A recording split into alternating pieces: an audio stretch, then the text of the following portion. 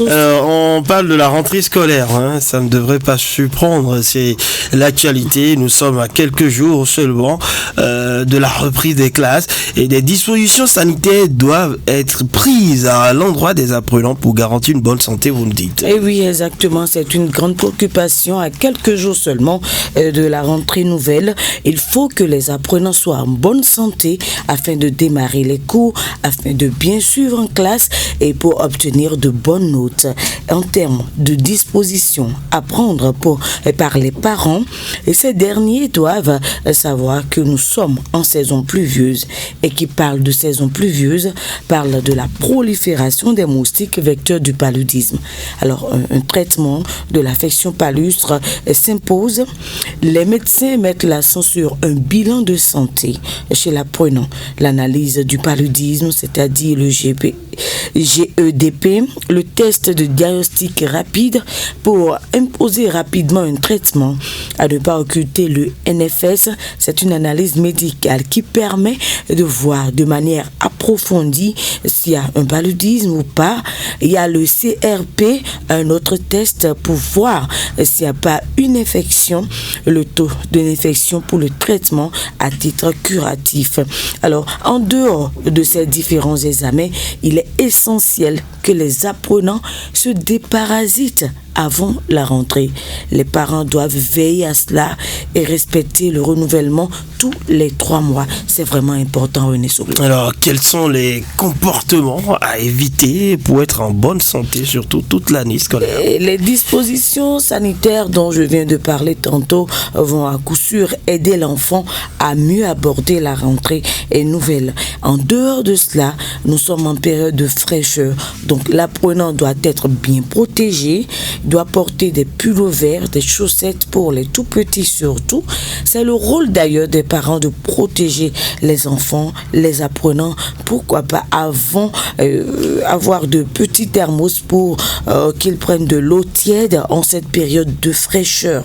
Les apprenants souffrant des maladies chroniques doivent être bien suivis, un bon suivi médical, respecter les médicaments, les recommandations des médecins traitants.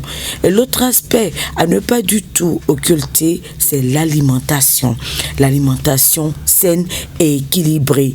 Les apprenants ont besoin de glucides, a priori, parce qu'ils ont besoin de l'énergie en début de rentrée.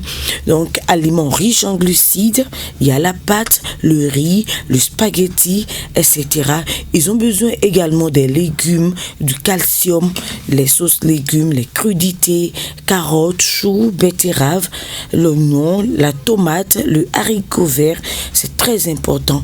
Il faut que l'apprenant boit suffisamment de l'eau et de l'eau potable. Alors, il y a certains parents qui pratiquent de l'automédication. Disposant d'une boîte à pharmacie à la maison, par exemple, on administre des médicaments sans le respect des dosages. Est-ce une bonne stratégie? Non, c'est vrai que dans toutes les maisons, pratiquement, il y a des médicaments de première nécessité, ne serait-ce que du paracétamol. Mais selon le médecin Harry Sessou, l'existence de la boîte à pharmacie est importante, mais attention, il faut connaître les doses et il ne faut pas exagérer, surdoser l'enfant avant de le conduire à l'hôpital. Il faut connaître la posologie. Les déparasitants, je l'ai dit tantôt, c'est bon d'en avoir, mais à titre préventif du paludisme, et il faut que les apprenants dorment sous moustiquaires imprégnés à longue durée d'action. Ne pas les exposer aux moustiques. Portes et fenêtres doivent être bien sécurisées. Et la question liée au temps de sommeil n'est pas occultée. Quel est le temps de sommeil recommandé chez l'apprenant? Alors, un être humain, d'abord, de manière générale, a besoin au minimum de respecter 8 heures de sommeil. 8 heures de sommeil selon les spécialistes de la santé. Il en est de même pour les apprenants. Et on peut aller au-delà chez ces derniers. L'élève doit faire tout au moins la sieste entre 13h et 14h30 avant de reprendre les cours dans l'après-midi. Les soirs, après le dîner et la révision des cours, il doit être au lit au plus tard à 22h. Je dis bien au plus tard, en 22h. Et chez les apprenants du primaire, déjà à 21h, 21h30, ils doivent aller au lit. Et le réveil est prévu généralement à 6h du matin. Donc il faut que les parents imposent cette rigueur à leur progéniture comme cela. Les 8 heures de sommeil doivent être respectées strictement. Il faut les aider également à s'organiser dans la gestion des cours, les travaux domestiques, les repas de la journée et le respect des heures de sommeil. Et c'est le boulot des géniteurs. C'est pourquoi on dit qu'être parent, René Soglo, c'est la plus grande responsabilité de ce monde. En guise de conseil pour finir, il faut créer un lien de confidentialité entre les parents et les enfants qui sont les apprenants tout le long de cette année scolaire. Imposer la rigueur en ce qui concerne les repas, la révision des cours pour de bons résultats en fin d'année. Le parent a l'obligation de protéger son enfant qui va à l'école, de garantir sa bonne santé. Être parent, c'est la plus grande responsabilité de ce monde. Oui, ça, vous l'avez dit. D'accord. Je ne vais pas marchander cela.